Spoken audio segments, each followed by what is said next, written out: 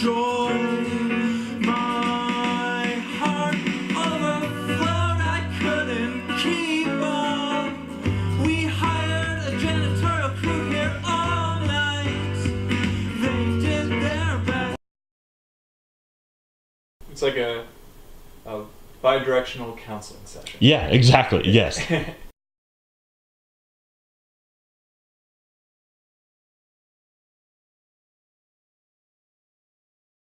I can feel wanderlust a lot more, and I can just, and at least theoretically, I envision a lifestyle where I'm able to really easily create that, right, or make that a reality. And it'd be difficult to do that and then have a partner that wasn't also doing that. And then secondly, I just don't think, like, I think, I don't know, I think I'm becoming more comfortable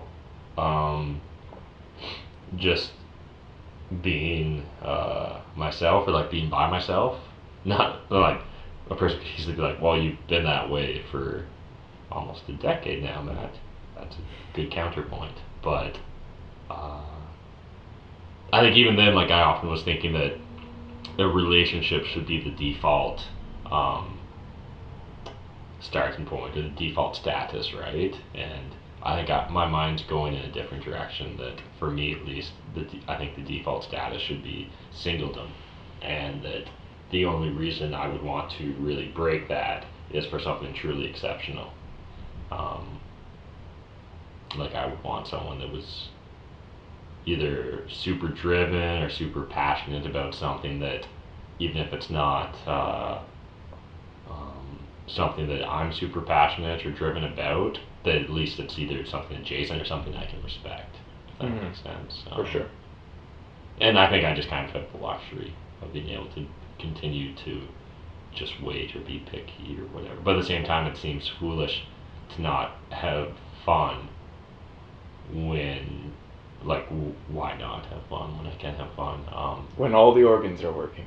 Yeah, well, and like, all that being said too, like, from my perspective, as long as I'm open and honest about both my expectations and managing expectations, I don't see anything wrong with that, right? Like, two consenting adults. You're turning 32 soon, aren't you? Or did you already? Yes, no, I am soon. Sorry, it took me a second. I was like, is it 31 or 32?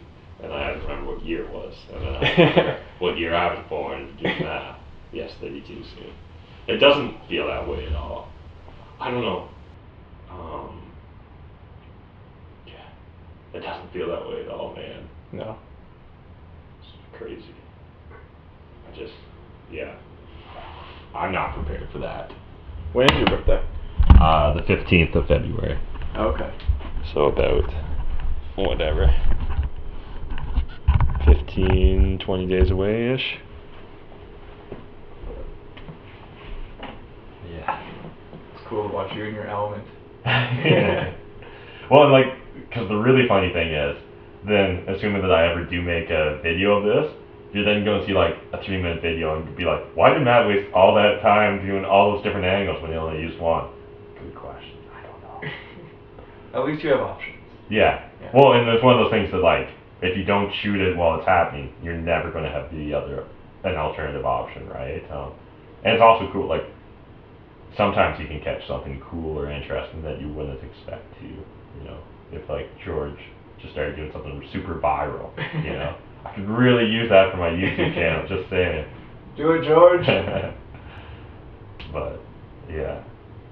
Yeah, I like how your YouTube has, like, so far it's mostly Jeff that you see on there. Yeah. That's like, Jeff and Dan probably get the most screen time. Yeah, I'm hoping to really expand that, though, in the future. Like, I just want to start documenting anyone and anything that I think is cool. And I think people will get value from that. And the nice thing is, YouTube as like a medium, it's so easy to self-select, right? And as long as I'm appropriately kind of labeling or defining my content, the guys that are there just for pure real estate goodness, they can just skip over all the stuff that's not real estate, right? Or the people that are there just to learn how to reach financial independence as fast as possible, they can ignore everything else. Or the people that are just interested in London, Ontario, they can just pay attention to the stuff about London, Ontario, and ignore the real estate or the finances. At least that's where it's That's what it's like in my head. And then there's the business aspect too. Yeah, and then like the social media hacking and all that stuff. Mhm. Yeah. So yeah, I think, I don't know. I'm just really big on. I'm just going to create and document as much as possible, throw it out there, see what happens, and like the beauty is that unlike a lot of other people that are trying to do similar stuff on the internet, I truly don't need it to be successful.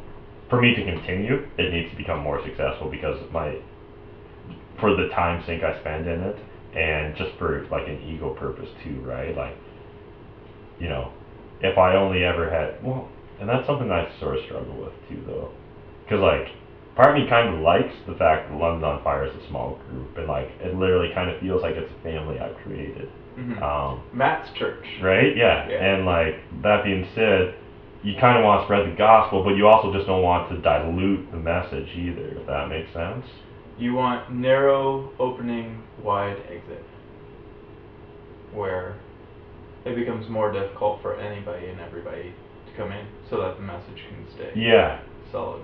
Yeah.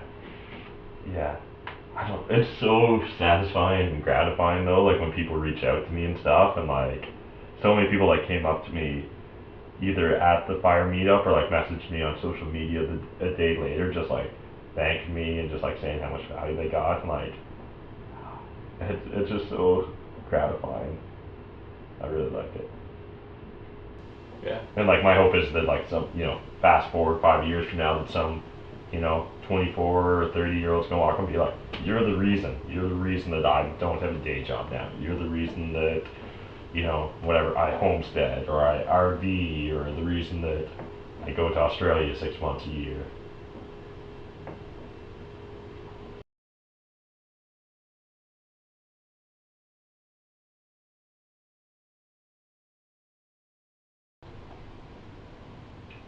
I think my only critique is having focus during the talk. Yeah. I don't think that that's practical. If nobody had bladders and everybody had all the time in the world, then yeah. Yeah. Like to me, because at the end of the day, if someone's willing to give me their attention is the same thing as their time. And their time is the most important thing to them. And so I want to treat it like I'm really respecting it. And so that's why, whether it was that useful or not, I think any visual is slightly more useful than no visual. And that's why I drew out those hand-drawn slides or whatever. So do you have a goal line in mind these days? Obviously there's wrapping up this project and then ideally selling it or whatever. But let's say you were able to sell 2 or 3 more contracts without a lot of upfront input from yourself, right? It didn't eat up the next year of your life trying to onboard that. What would you do?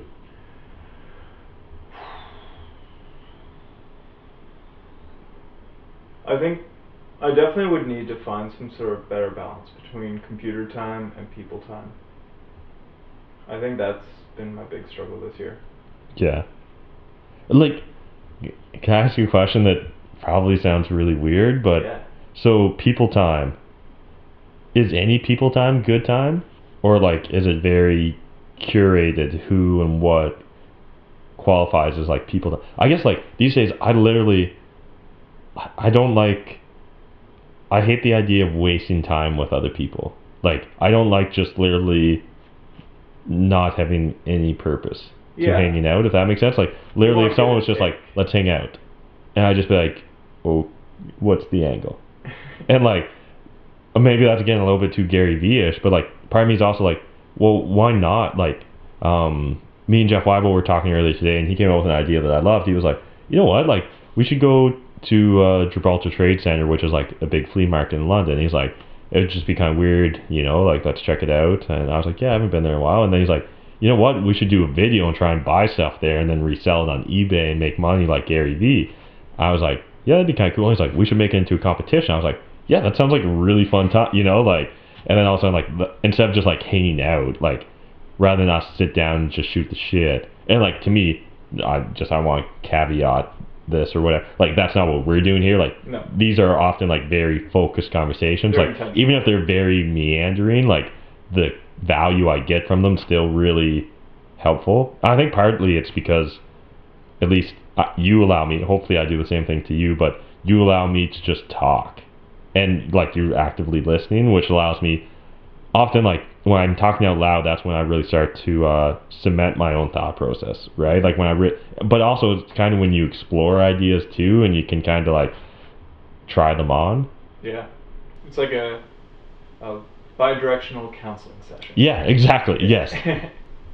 Yes, a bi-directional counseling session. Yeah. I think, I like to have give and take with my relations with people. I think the big thing this year has been I've been behind a computer, most of my days. So when I do get in front of people, for the first like 10 minutes, I just feel I feel some social anxiety, and I have to let that melt. I don't know if that's normal or not, but I definitely feel it more when I'm programming and also living out in the country. I really like the idea of traveling in an RV, man. Oh, me too. So much. I think George would be cool with it. What do you think, bud? Just gonna throw it out there. This September, we should consider a practice run. If we're not both at the point where we're willing to commit legit, I would be down for a practice month. I'd probably be up for it sooner. Yeah. Hey? If I had my 2 project houses done, yeah. The one will be for sure. The one with Adam Steeper could be questionable, but if it was done, I'd be down for May or June. Yeah. Absolutely.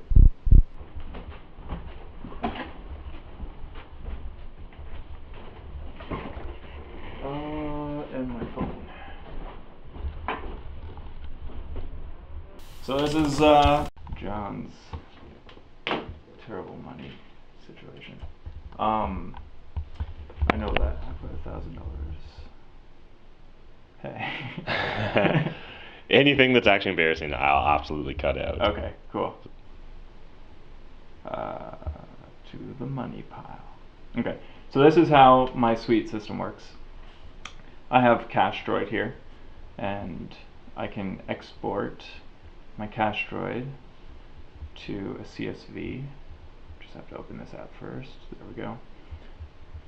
So we'll call it 2017 CSV and actual year. There we go. So I want to look at last year's, so I can hit Windows D. Here we go. Oh yeah? So it grabs all of my invoices from my database. I have this program here, which when I come back from a trip, I just put in the distance and the destination and the reason for the trip. And I can put in when I get gas, put in the odometer and the liters. And then it feeds into this big ass spreadsheet. That's actually a pretty fancy looking spreadsheet, man. Yeah. As a spreadsheet junkie, I like it. Yeah, this is years in the making. Oh, yeah? So this is last year. This is my business income. You want to see what I've been working on? Yeah.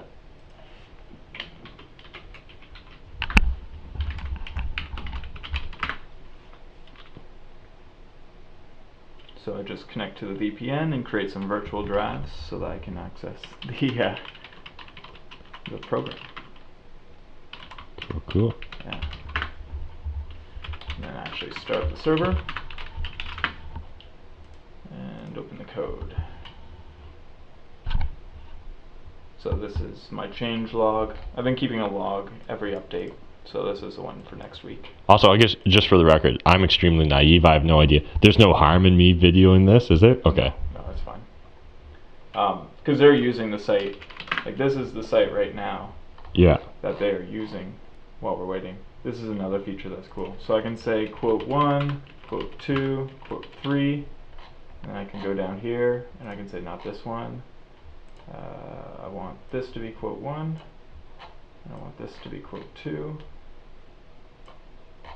And this will be quote 3. So when I preview it, then it just shows me those quotes. Oh, nice, yeah. Nice and easy. I just try and stay cognizant of that. Yeah. It's the hustle that gets me stats. I don't know how I'd hustle for this software yet. I'm so connected to it that like when I talk about it, I can't help but talk about technical stuff.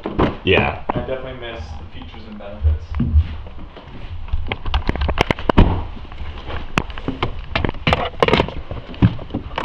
Also, I just want to say thanks for being a good sport about just letting me videotape everything randomly and see what happens. Oh, you're welcome. I definitely get grinny around cameras. Stuff to get out of your head though when you're Yeah. yeah. You get way more comfortable with it though. Like, and I think long term, it's where society's going, right? Like the idea of privacy, honestly, I think eventually it's going to be looked upon as a rather novel idea, except for a select few, just because social media, you know, closed circuit TV, red light cameras, everything, right? Like everything in society and in life is going to be documented, so you can either fight it or you can just accept the new norm, right? And so for the longest time, I really wanted to fight it and argue against it, but I realized, like, do I want to be that asshole that in the 1940s was like, this goddamn TV, it's ruining everything, or it's a fad, it's a wasted time. Yeah. You know, like radio's where it's at. And like if you go back, like there's guys that I'm sure was like, radio's ruining people's mind. Newsprint is how you get information. It's how we've always gotten, you know, like, and you go back to the invention of the printing press, and people lost their shit over the printing press. Like at the end of the sacred nature of the word. Yes, exactly. And yeah, religion and church was very impactful on that too. But yeah, I don't know, like, so for the longest time I fought social media, hated the idea and the concept and the execution, and then all of a sudden do a complete 180 and be all about it. That's cool. So yeah, that's one of the things I've been thinking about a lot lately, is that in 2016 I kind of took this leap, or made this bold choice to really like bet on myself by kind of stepping away from work and really focusing on real estate, doubling down, working hard at that. And so now I find myself wondering, should I be constantly trying to double down on whatever I'm passionate or excited about, right? And so right now I think that is kind of traveling or experimenting something different. And so I'm wondering if the optimal solution really is maybe trying to reinvent or pivot my strategy every 6 months. Because I think in the first 6 months to a year is when I really learn and grow the most in any field. And then after that, it's really about refining and tuning rather than learning or growing. And that's, do you want to be a master of none, or yeah, I think so. Renaissance man? Yeah, Renaissance man. Like someone that wears many hats, but is capable of many things, but not necessarily a master of anything. I have no idea if that's the right choice, but that certainly feels like one of the more compelling solutions to my lifestyle right now. Yeah. I always try to have good conversations with my friends. Yeah. No, I purposely try and seek out engaging topics, right? Or something that will allow for self-discovery or improvement. Yeah. What do normal people talk about when they hang out? I feel like I don't ever have normal conversations anymore. I'm very happy I don't, but at the same time, it's something I've been thinking about, right? Like, they're just talking about like TV shows and gossip, right? Yeah. That's what I think normal people do.